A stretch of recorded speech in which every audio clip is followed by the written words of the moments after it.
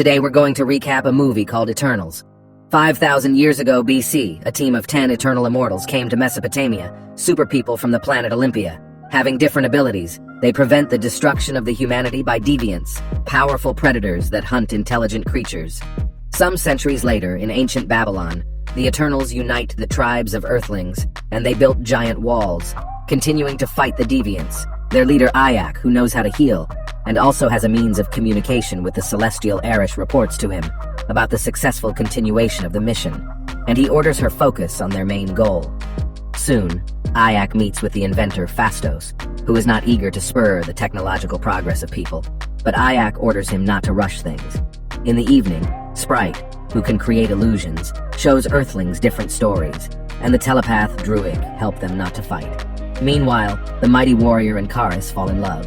They marry and live together for 5,000 years.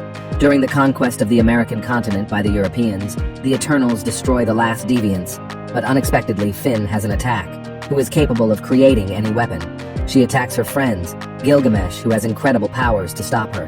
The leader Ayak offers to erase her memory overloaded due to a long life, but Druig, who does not accept violence, protests.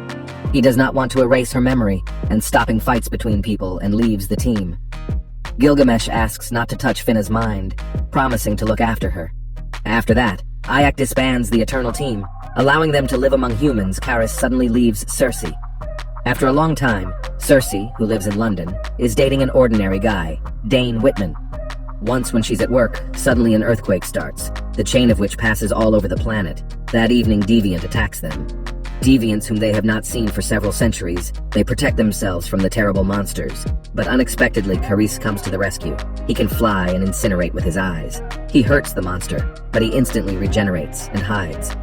Later, Cersei tells Dane about the Eternals. Back at home, they discuss the monster's unusual healing, and an earthquake occurred, after which Karis offers to find the rest of the members' commands.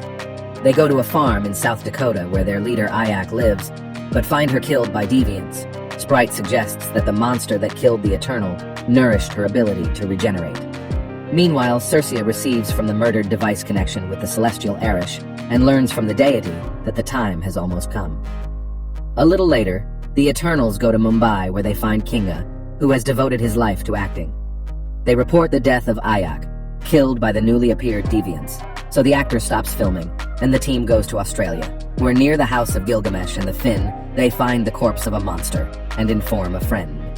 The London attack, during which Karis could not destroy Deviant, as well as about the death of Ayak, their appearance causes a new attack on Finn, who draws those that have arisen in her head the picture of the apocalypse, and then prophesies a quick death to all living things.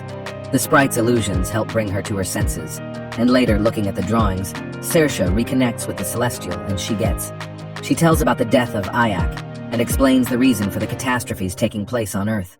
The Eternals were sent to the planet to create a new celestial Tiamat. New deities are born from the embryos of the planets inside the entire universe, and their development requires the energy of many intelligent beings, and Tiamut is already ready for an awakening that will destroy the Earth. The universe is constantly changing, so the Celestials create new suns and galaxies using the energy of the mother planet. Ayak knew the truth, as she contributed to the awakening of many deities, like their entire team, which was created and programmed by the Arish, and after each mission, their memory is transferred to a special storage, so they do not remember their past. Deviants were also created by the Celestial for this purpose, but were able to evolve, because of which they began to destroy intelligent life, so he created the Eternals, incapable of evolution. Saoirse tells the rest of the Eternals what she has learned, and they realize that Finn's problems are caused by a glitch during the reboot. The new leader proposes to prevent the awakening, so they do not want the death of the planet. They intend to plunge the awakening deity into sleep with the help of Druig, who lives in the Amazon, where he formed a good, peaceful community. Arriving, they inform him, and eventually he joins them. The next day, monsters again attack the settlement, and while the Eternals are fighting with them, Finn again begins to have an attack. Gilgamesh calmed her and forbids her from joining the battle, and he got mortally wounded by a deviant who mutates after receiving new abilities from the Eternal. Defending herself from monsters, Cersei turns one of them into a tree, but does not understand how she did it. Before that, she could not change organic matter. After burying the dead, Karis and Cersei are looking for Phastos, who has lost faith in people and stopped inventing, living alone with his family. Having been told about the imminent end of the world, he joins the team and they go to Iraq. In the sands of which their spaceship has been all this time, there they find Makaria, being dumb, feels any vibrations, and also moves very quickly. In his laboratory, Phastos comes up with a device with which it will be possible to accumulate and combine the energy of all the Eternals. He suggests that then the Druid will have enough strength to put the deity to sleep, and Sersia then suggests that people be relocated to another planet. Karis leaves the ship and remembers how Ayak visited 6 days ago, who announced the imminent awakening of Tiamut. The leader offered to tell other Eternals about this in order to stop the awakening together, preventing the death of people. Karis agreed with her, and then transferred to Alaska, where he showed several deviants who had defended themselves from the glacier. Informing that he would not allow to give Arish, the warrior threw the woman to the monsters. They killed her and absorbed her abilities, and then Karis returned the body to the house. Meanwhile, Sersia follows Karis, who admits that he does not want to resist the deity's plan. And when she returns to the ship, the girl receives a signal that the awakening has begun. Phastos Inventor sends Makari to find the celestial awakening point, and she discovers an island with an awakened volcano. At this time, Karis reports that he has long known about the awakening from Ayak. The Eternals guess that the leader died because of him. And when Makari returns, the warrior tries to kill her, but the Kinga interferes. The traitor promises to kill them all if they get in his way and leaves, and Sprite, who is in love with him, joins him.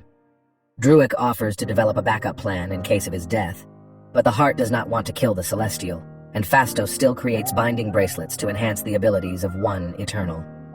Arriving at the awakening volcano, the Eternals meet the resistance of Karis, with whom Finna enters the fight. Druid briefly puts the team to sleep. Then Karis interrupts the impact on him, and the Celestial is activated again. Sersia still decides to kill Tiamat, and asks others to stop Karis, and a deviant appears at the place of the Battle of the Eternals, while Phastos fetters the warrior. Finn kills the monster, and Sersia is attacked by Sprite, confessing that she dreams of becoming a human. The teenager is knocked out by Druid, who turned out to be alive, and when the awakening Celestial begins to tear the Earth's crust, Cersei turns him to stone, fueled by awakening energy.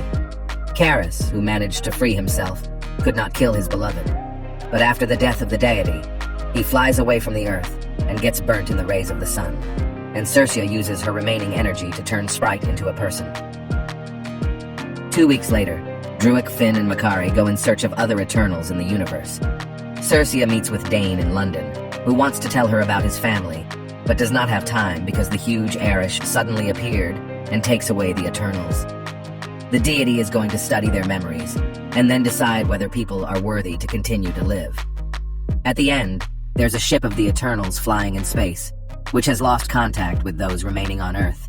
Suddenly, a young man appears on the ship whose accompanying person introduces him as the brother of the Titan Thanos, and he offers his help in search of the missing Eternals.